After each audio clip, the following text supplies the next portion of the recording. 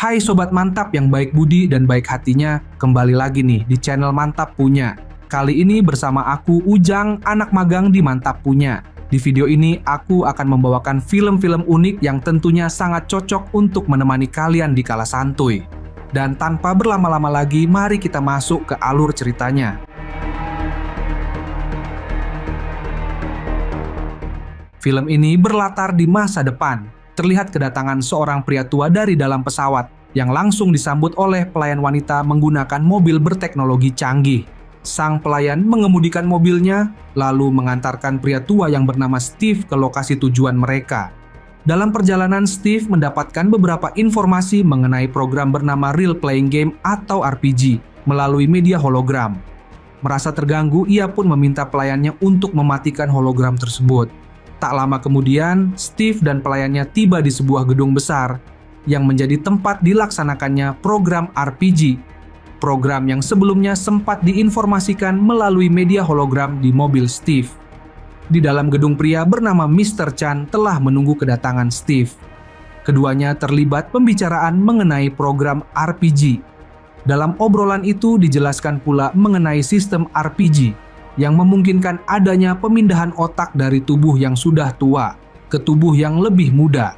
Namun dalam prosesnya, pemindahan otak ke tubuh yang lebih muda hanya bisa berjalan selama beberapa jam saja. Oleh karena itu, Tuan Chan menawarkan sebuah pengalaman yang tak akan terlupakan menggunakan tubuh baru mereka tersebut, di mana Steve harus mengikuti permainan yang nyata menggunakan tubuh yang lebih muda. Dalam permainan itu, Steve juga harus berkompetisi melawan 9 orang peserta lainnya yang juga menginginkan hal yang sama seperti Steve. Dan nantinya hanya akan ada satu orang saja yang bisa selamat di akhir permainan. Mendengar penjelasan tersebut, Steve awalnya cukup ragu. Namun pada akhirnya ia menyetujuinya dan membayar biaya sebesar 5 miliar untuk mengikuti program Real Playing Game. Singkat cerita, Steve dibawa oleh petugas perusahaan RPG untuk melihat tubuh yang akan ia pilih dalam permainan.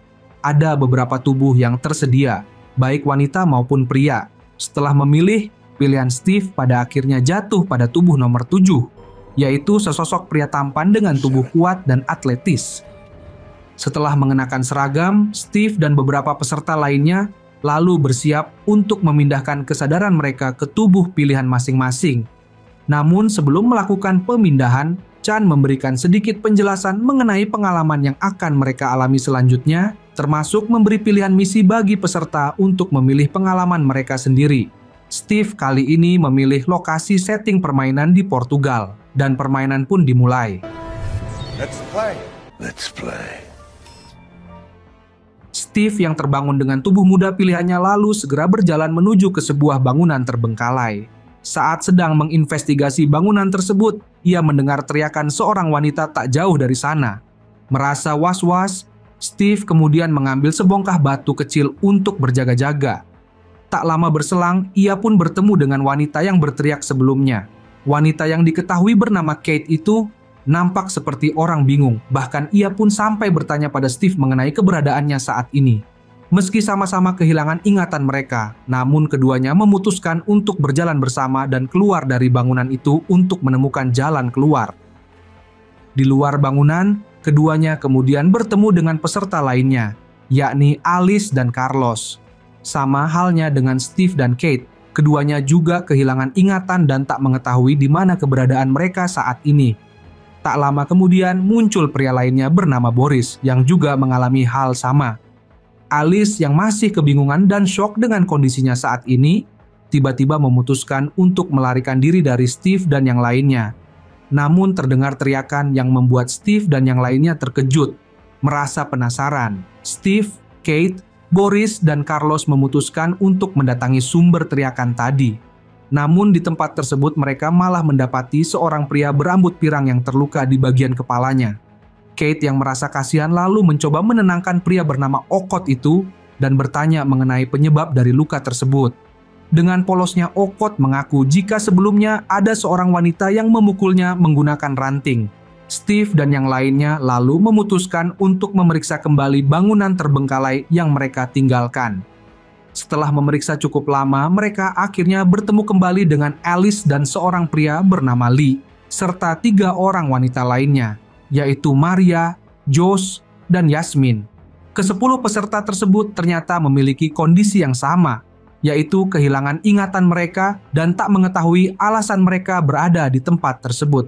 Singkat cerita, ke-10 peserta itu akhirnya bertemu dengan hologram dari Tuan Chan yang menjelaskan tentang permainan yang sedang mereka ikuti saat ini. Ia juga turut mengungkapkan bahwa tubuh mereka semua kini telah terhubung dengan otak dari orang-orang penting di dunia, di mana orang-orang tersebut memiliki usia yang sudah tak muda lagi dengan latar belakang yang berbeda. Mulai dari artis, aktivis, mata-mata, diktator, penyanyi, pangeran, pemain sepak bola, hingga dermawan yang tak lain adalah Steve itu sendiri. Chan juga mengatakan jika peserta dalam permainan ini juga bisa membunuh pemain lain asalkan bisa mengetahui otak siapa yang tertanam dalam tubuh pemain tersebut. Setelah membunuh, si pemain harus menyentuh hologram dari otak yang ia rasa ada di dalam tubuh si korban. Namun jika tebakannya salah, maka pemain yang membunuh tadi juga akan ikut mati. Para pemain juga tidak diperbolehkan bersembunyi dan hanya menunggu pemain lainnya saling bunuh. Mendengar penjelasan Chan, para peserta pun merasa kaget, terlebih setelah para peserta membaca biografi dari setiap sosok penting yang berada di balik permainan tersebut. Merasa nyawa mereka sama-sama terancam, suasana pun seketika berubah mencekam, karena masing-masing pemain takut akan adanya aksi saling bunuh antar pemain. Boris yang melihat pergantian suasana itu pun mencoba untuk menenangkan para peserta lainnya. Ia bahkan sempat mencoba untuk menemukan jalan keluar dari masalah yang mereka hadapi saat ini. Sialnya tak ada jalan keluar dari permainan tersebut, karena ternyata lokasi mereka berada sekarang telah dikelilingi oleh pagar beton besar yang tak mungkin untuk dilalui. Tak hanya sekedar kokoh, pagar beton itu juga sangatlah berbahaya karena dialiri listrik bertegangan tinggi. Dengan kata lain, tak akan ada pemain yang bisa melalui pagar itu hidup-hidup. Lee lalu memperingatkan peserta lainnya, jika saat ini waktu hanya tersisa 40 menit lagi sebelum ada pemain yang akan terbunuh secara acak. Semua pemain pun menjadi saling tak percaya, bahkan terkesan saling bersikap agresif satu sama lain. Mereka juga sempat berkumpul hanya untuk mencoba menggali rahasia dari masing-masing pemain dengan memberikan pertanyaan. Namun pada akhirnya semua memutuskan untuk berpisah. Sementara Steve malah diikuti oleh Kate yang menunggu waktu berjalan 20 menit lagi, setidaknya untuk memastikan apakah benar akan ada pemain yang matoy secara acak setiap jamnya. Keduanya kemudian berbincang mengenai aturan kematian acak tersebut, di mana Steve lebih setuju adanya pembunuhan by system yang dilakukan secara acak ketimbang harus saling membunuh satu sama lain menggunakan tangan sendiri. Merasa kagum dengan pemikiran Steve, Kate juga mengakui jika dirinya memiliki perasaan yang sama. Keduanya lalu memutuskan untuk tetap merahasiakan identitas masing-masing. Kendati demikian, mereka juga kini mencoba menikmati kehidupan di tubuh mudanya meski hanya sementara. Steve dan Kate lalu mengakhiri obrolan mereka dengan saling berciuman, memastikan keduanya memiliki perasaan saling suka satu sama lain. Di waktu yang sama di lokasi hologram para peserta yang telah tua, nampak Lee yang tengah menginvestigasi biografi dari masing-masing pemain. Di sisi lain, Maria yang sedang mencium Josh tiba-tiba mendorong pria tersebut dan menuduh jika Josh bukanlah wanita, melainkan pria tua yang memilih tubuh wanita dalam permainan ini. Mendengar pertikaian tersebut, Steve dan Kate yang kebetulan berada tak jauh dari sana pun mencoba untuk mengintai keduanya. Namun tanpa diduga, Maria malah mendorong Josh ke dinding beton beraliran listrik. Alhasil pemain itu pun langsung tewas seketika. Maria yang baru saja membunuh Josh malah kini berpura-pura meminta tolong. Ia lalu kembali ke ruangan hologram dan menyentuh pemain sepak bola dengan biografi penyimpangan seksual, dan rupanya pilihannya pun tepat.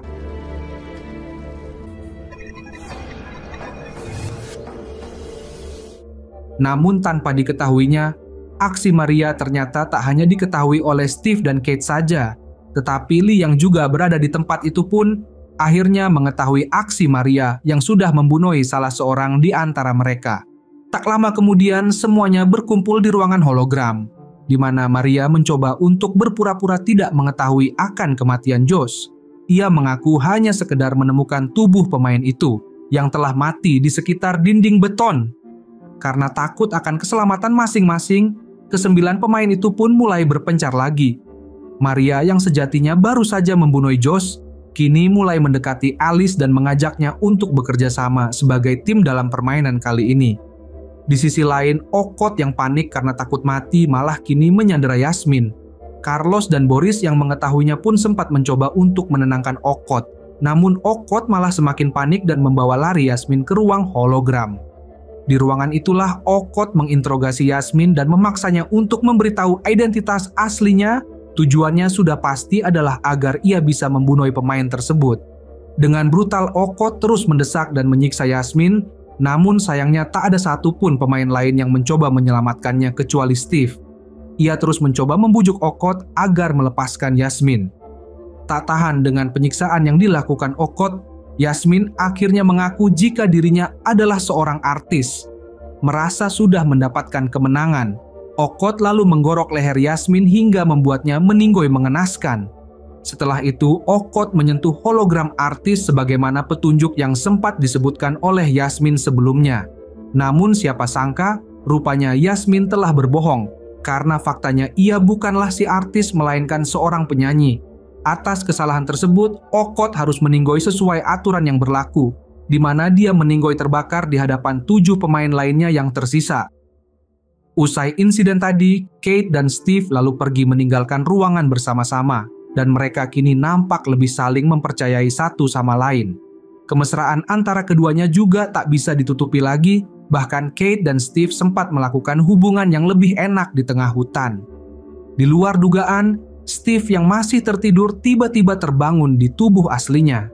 Chan yang melihat hal itu lantas mencoba memastikan jika semua baik-baik saja dan hanya ada sedikit kesalahan teknis yang terjadi pada permainan tersebut. Chan juga turut menjanjikan Steve untuk bisa kembali muda selamanya apabila berhasil memenangkan permainan kali ini. Tepat sebelum Steve kembali terbangun di tubuh mudanya, Kate mencari sebuah kayu kecil dan mencoba menyerang Steve, alhasil keduanya pun terlibat perkelahian. Dalam momen tersebut, Steve sebenarnya sempat mencoba membujuk Kate agar tak menyerangnya. Namun karena Kate terus saja menyerangnya, maka Steve mau tak mau harus membela diri dengan menyerang balik wanita itu. Dalam kondisi kesakitan dan sulit melihat, Kate akhirnya terjatuh ke sumur besar yang membuatnya meninggoy tenggelam.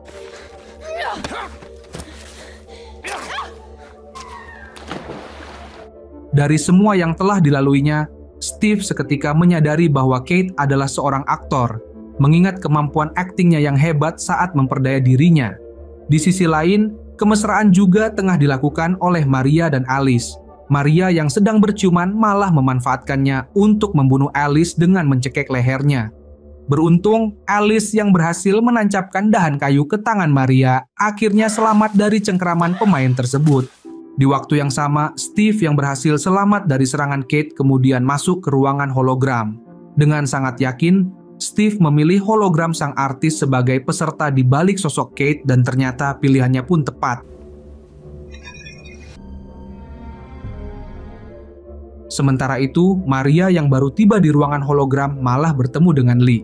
Dalam momen tersebut, cekcok juga sempat terjadi antara dua pemain itu, hingga akhirnya Lee mendorong Maria sampai jatuh ke dasar bangunan dan tewas seketika.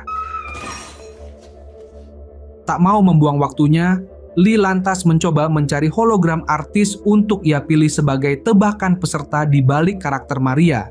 Namun sayangnya hologram artis malah kini sudah tak ada. Karena kondisi tersebut, ia pun akhirnya asal tebak dan menyentuh hologram Maria yang merupakan seorang aktivis lesbian.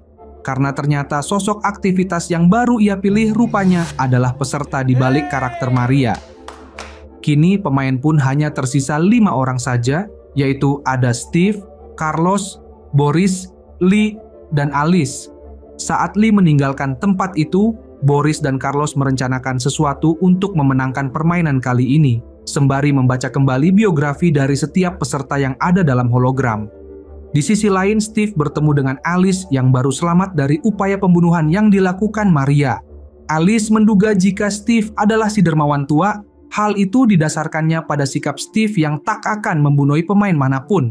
Steve dan Alice kemudian bertemu dengan Lee yang sedang memanjat pohon untuk melintasi dinding beton beraliran listrik. Steve mencoba meyakinkan Lee jika usahanya akan sia-sia saja. Bahkan ia juga sempat melempar batu yang melebihi tinggi dari dinding beton tersebut dan terbukti jika batu itu pun turut terkena aliran listrik.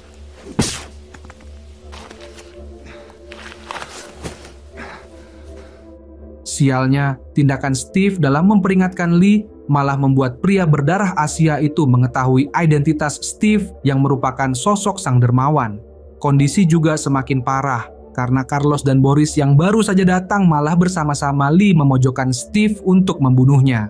Steve lalu mencoba membujuk mereka untuk tidak membunuhnya. Terlebih sampai saat ini belum ada kebenaran mengenai pemain yang akan terbunuh secara acak setiap jamnya. Mendengar hal itu, mereka pun setuju untuk melakukan gencatan senjata setidaknya hingga 1 jam berlalu.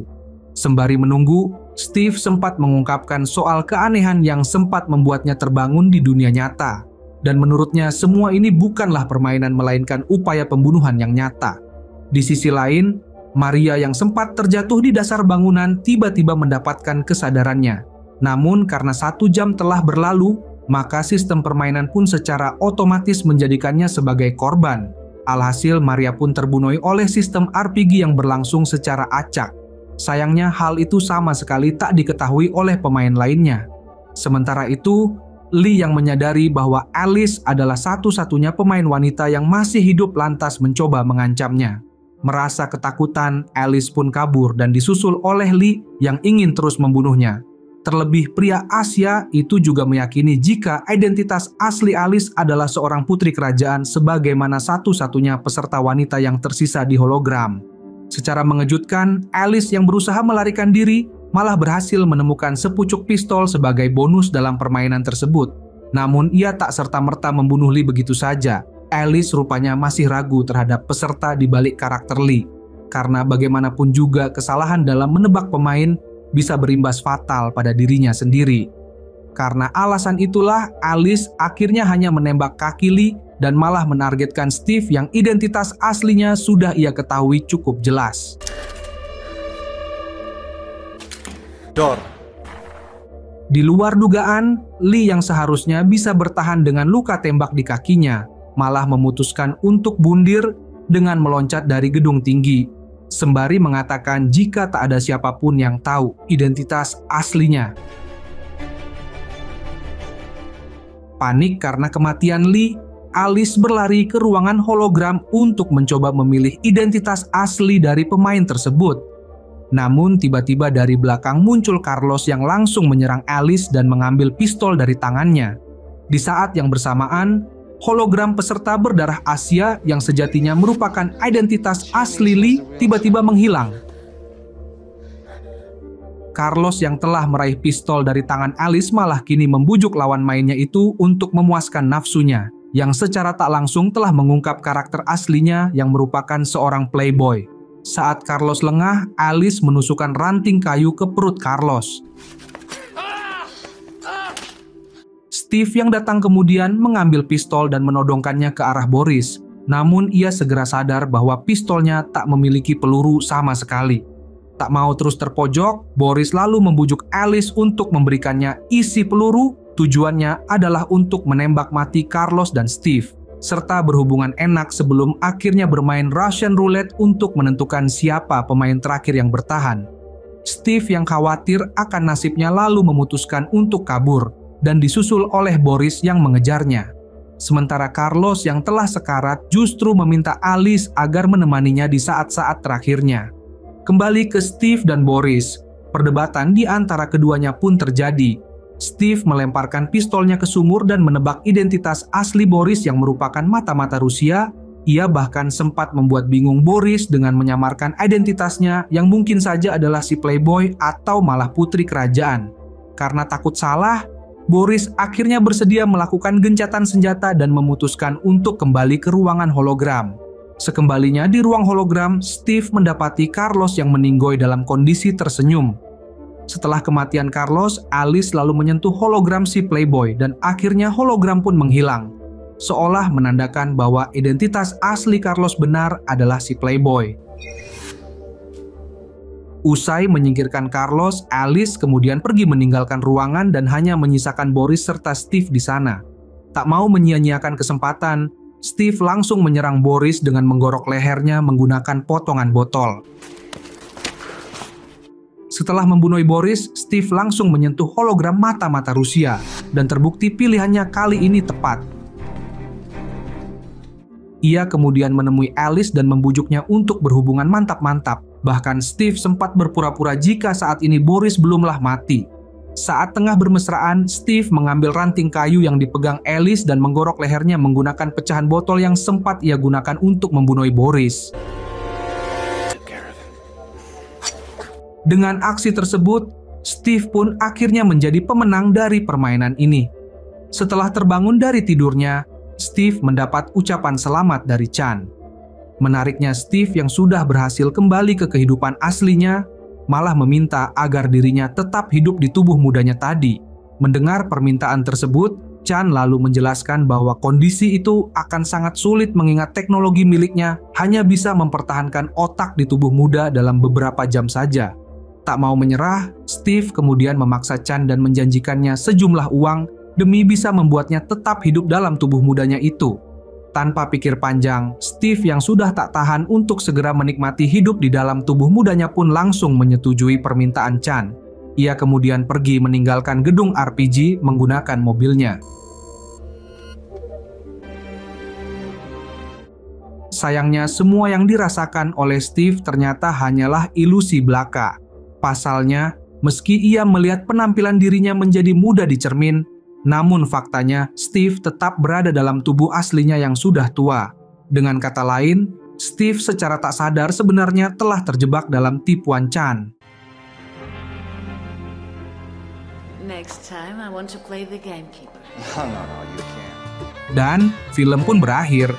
Jika suka dengan alur cerita kali ini, jangan lupa share video ini ya. Terima kasih telah menonton video ini sampai habis. Sampai jumpa pada video selanjutnya.